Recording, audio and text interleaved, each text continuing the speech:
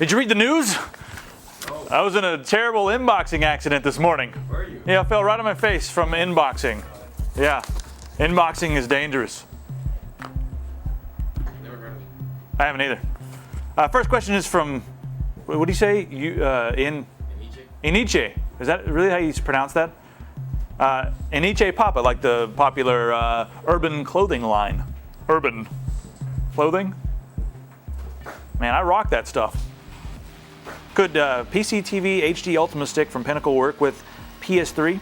If I would connect the PS3 video and audio wire to Pinnacle, would I be able to play my PS3 on my laptop? Well, I think your syntax is wrong there, because you'd never actually be able to play your PS3 on your laptop unless it was more of a physical type thing. If you want to put the PS3 on top of the laptop and then play it, that would work. But what I think you're trying to say is, would you be able to see a visual representation of what's happening on your PS3 on the screen of your laptop? And the answer is yes. Iniche, pull your pants up. Nobody wants to see your boxers. All right, next question is from the mad, angry British dude. This guy just tickles me fancy. Makes me very happy. But not in that way. Yes, in a very corporate type way. Says, yo, sup, Logan, it's your best bud from Britain. That's the way he talks. Yo, I'm from Britain. It's my impersonation of a British guy. Hi, I am from Britain. Okay, it's your best bud from Britain, the mad, angry one. Anyway, quick question. I decided to overclock my Q6800 from 3 GHz to 3.4 GHz. Now when I boot the computer, it starts as normal, then dies after 2 seconds and stays dead for about 3 seconds. Then it boots up again as normal and loads into Windows. After there are no problems, as far as I know. But what to know is, why does it die and boot up again? What could be the cause of this, you reckon? Oh, by the way, I overclocked using the AI suite, which comes with the P5e. Sounds like you're getting a bit zealous in your overclocking, chap. That's enough of that. Sounds horrible. Everyone in Britain hates me anyway, so may as well just staff them all with that nefarious activity that I call an accent. Yes, I had the same problem with the same motherboard. Now here's the thing, I think it was overclocking, because as soon as I reduced my overclocking from around 3.4 to 3.2, that stopped happening. And I don't think it's necessarily the overclock is too high. I don't think that's the case at all, because the Q6800 should be able to get quite a bit higher than 3.4. What you need to make sure of is how sufficient is your cooling. Are you using air cooling, using water cooling? You want to monitor that temperature. The best way to do that is to monitor that temperature in the BIOS.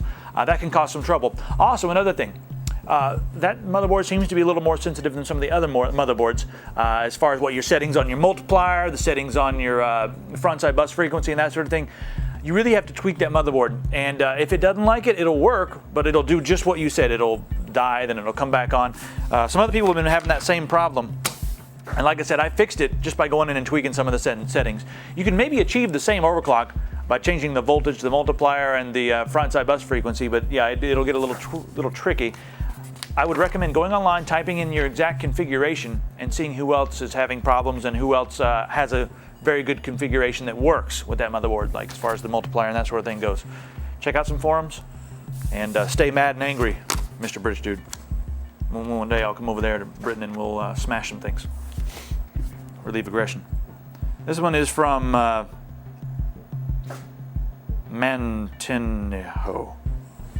Hi, Manteniho.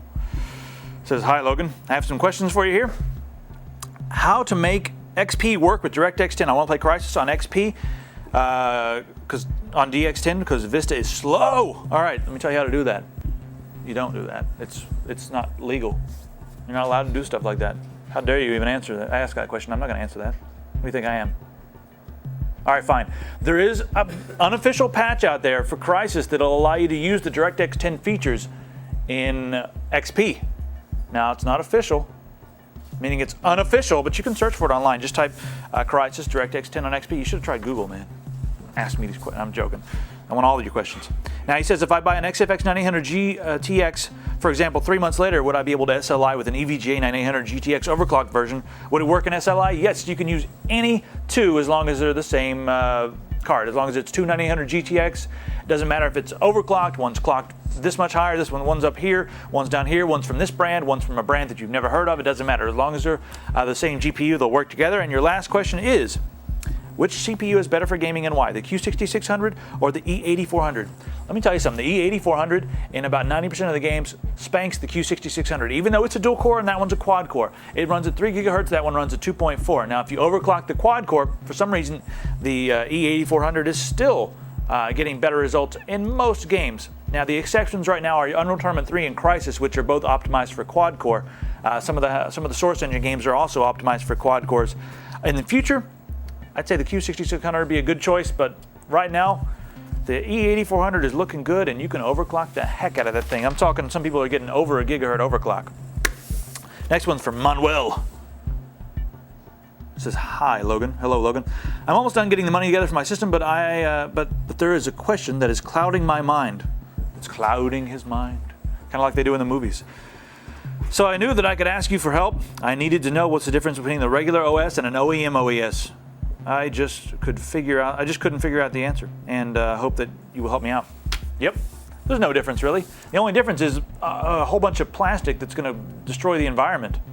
That's what the difference is. You're going to get it in a nice little paper sleeve. It's the same thing when you install it, and you got a serial number on the back of that. We're a licensed manufacturer of PCs, so we can get you an OEM copy. Some other people cannot get you an OEM copy. I dare you to go to that store. I can't even say the names of these stores. I dare you to try to find an OEM copy at one of those big box retailers. I'm gonna slap you in the face with a fish. Last question is from Harold, my friend from Norway. Rocking out, I bet. Says, I'm sitting here in Norway freezing my you-know-what off, and I've got some questions for you. Yep, that's usually when I get questions too. As soon as my you-know-what starts to freeze, I'm like, I got a bunch of questions for somebody.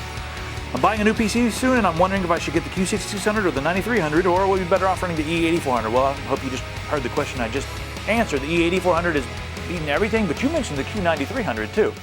I'd probably go with the Q9300. It's a quad core, it's 2.5 gigahertz instead of 2.4, but it's got a 1333 frontside bus. It's the new 45nm process, very overclockable, and it's just an all-around good part because it runs a little cooler than the Q66. Still, in most games, the E8400 beats it. I'd still go with the quad for the future-proofingness. Made up new word. Also, I'm not sure what motherboard I will go for. I have a 790i in mind, but is the Rampage formula better? Get the 790i. I've tried Quake 3 Arena, but they say Unreal Tournament 3 is better. Is that true? My opinion? Unreal Tournament 3 and Team Fortress 2 are the two best multiplayer games out right now, but that's my opinion. And he says, P.S. Scar Symmetry, the Illusionist, is the sound of awesomeness. Scar Symmetry, sound of the Illusionist. How did he know that I like those guys? I mean, are those guys from Norway or Sweden? Yeah. Yeah, we'll play it. All right, so we're going to fade out to Scar Symmetry, the Illusionist, in honor of Harold, who's freezing his you-know-what off. In Norway. In Norway. Good music. If you guys have questions, send me an email. Logan at CompUSA.tv. And rock on.